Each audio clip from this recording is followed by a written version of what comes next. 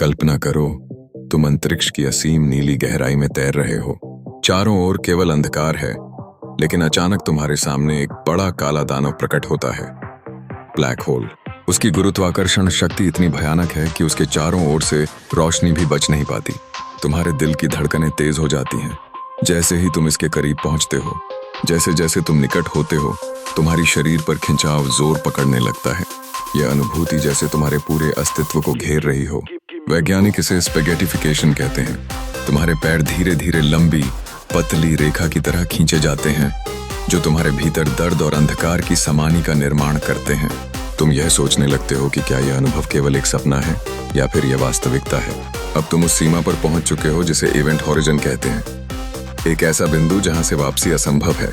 तुम्हारे आसपास का समय ठहर जाता है। बाहर की दुनिया में ऐसा लगेगा कि तुम रुक गए हो, लेकिन तुम्हारे लिए वहां सब कुछ सामान्य है।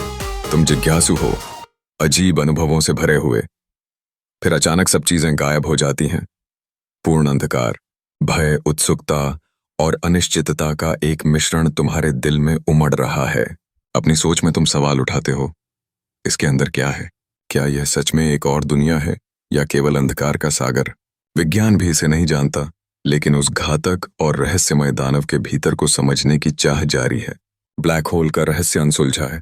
तुम्हारी आंखों के आगे वह अद्भुत किंतु भयानक दृश्य फिर से उभरता है। तुम एक ऐसा अनुभव कर रहे हो जिसका कोई अंत नहीं है।